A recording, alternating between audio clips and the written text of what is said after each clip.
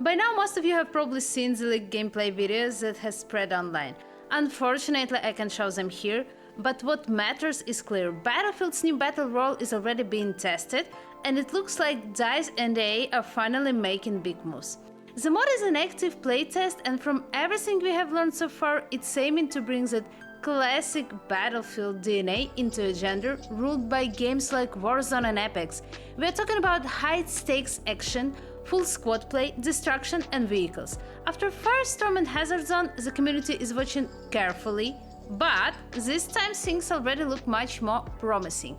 So let's break down exactly what's new and why this could be a big one. First of all, forget what you know about the circle. Battlefield 6 is adding what the developers call the deadliest ring in Battle Royale. This is not slow wall of gas, just lowers your health while you heal. No. In this Battle Royale, if you touch the ring, you're instantly dead. That's it. No jumping in and out, no sneaky flanks, no healing spree. This change is made to push players into constant fights and completely change the game's speed. The new mod puts 100 players, 25 squads of 4 onto huge new map created just for this mod. It's smaller than 128-player House of Battlefield 2042, which should make fights more focused and tactical. The map is said to have many different points of interest, with leaks showing both tight urban zones and wide coastal areas, all ready to be destroyed. But this is not only about surviving to the end. The mod also has dynamic missions that add more strategy. Squads can choose to complete optional goals like capturing supply drops, disabling radar stations, or hunting down high-value enemies. If you succeed, your team gets top gear, vehicle keys, or even special redeploy items. This makes a risk-reward system that forces teams to move and not just camp in one place. Now what really makes this feel like Battlefield again? The class system. It's back and it actually matters. After specialist system in 2042, DICE says they listened to community and brought back the 4 main roles: Assault, Engineer, Support and Recon. You choose your class before the match and can change it, so team setup is important from the very start. Each class comes with starting gadgets, so you already have the job the moment you land. Progression happens during the match. Kills and side missions give XP to your squad, and intel case boosts the whole team. This XP level up your class training, unlocking passive bonuses. For example, Assault might get faster armor plate use, making them strong in close fights. Let's look at the classes. Assault, the classic frontline fighter, likely to get perks for faster movement and better weapon control. Leaks mention grenade launchers and maybe an adrenaline injector for speed boost, perfect for Russian enemies. Engineer, the vehicle and destruction expert. They carry rocket launchers and mines to deal with armor and air units. They are also the only class that can repair friendly vehicles, which makes them vital for squads using tanks and helicopters. Support,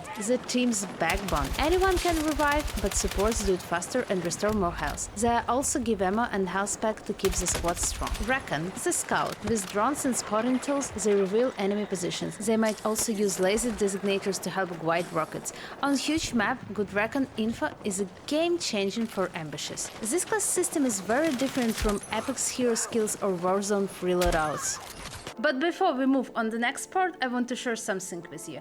I recently upgraded my setup, and one of the biggest changes is my new microphone. It's Fifine AM8, a dynamic microphone that's been designed with gamers and streamers in mind.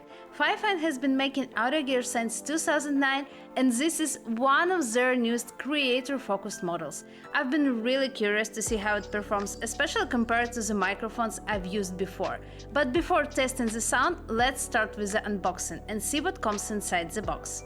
So today we're going to unbox and test the Fifine Ampligame AM8. The first thing we see is a small card with a QR code. You can scan it to get quick setup, help and support. Next is the user's manual. It's really short and simple, with all of the basics you need to start. Here we have a very solid desk stand. It's heavy and stable, so the microphone won't move around while you record. And here is the microphone itself. The Ampligame AM8. It feels strong in the hand, has easy controls on the front, and of course the RGB lighting, which looks really cool on the gaming desk. Finally, we get the cable in a box. You just plug it in and you're ready to go. Now let's put the microphone on the stand. The setup is very simple, just screw it in and it's ready to use. At the bottom we find 3 important ports: XLR output, Type-C port, and finally headphone jack. Now let's connect the USB cable. The setup is really quick, you just plug it in and the microphone is ready to go. And here comes the real star of the design, the RGB lighting. It turns on as soon as you power the microphone and it gives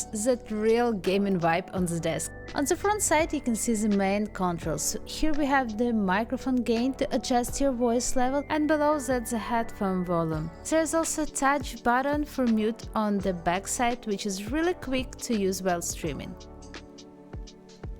Now let's do a quick sound check. This is a raw audio straight from the Fifine Ampligame AM8. No filters, no editing. As you can hear, the voice is clean, clear and much richer compared to a standard headset microphone. Background noise is reduced and it really feels more professional right out of the box. But you can have Battlefield without destruction in vehicles. The devs are clear, destruction is everywhere. This is not just a few scripted walls, this is a real tactical destruction. Blow holes in buildings, destroy enemy cover or bring whole structures down to change the fight. A dev even said that the map can be destroyed in any way possible. That means the map at the start will not look the same as in the final circle. Vehicles also play a huge role. There will be transport vehicles, but the big rewards are tanks and helicopters. Leaks suggest this won't be free to grab. You may need to complete the missions or find keys. This makes them risky but very powerful. Vehicles like this are a classic part of the Battlefield and makes them all different from the other battle royales. So how does this all connect? It's all about squad play. DICE is giving squads ways to stay alive longer. Besides support revive skills, there's also mobile redeploys to bring back dead teammates. You can earn them from missions or find them as a rare loot. This helps with the problem of dying early and waiting while your squad keeps playing. This second chance makes teamwork more important. Squads must decide the best time to use them. It's clear that DICE is focusing on keeping teams together, which is what made Battlefield great in the past. So here is the bottom line. Battlefield 6 Battle Royale is not trying to copy Warzone or Apex. It wants to be its own Battlefield version, and that's exciting.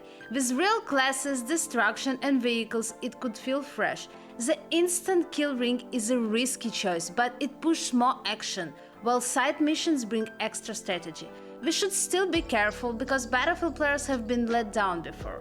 Balance and free-to-play will be very important, but so far this looks like DICE's best attempt in the years.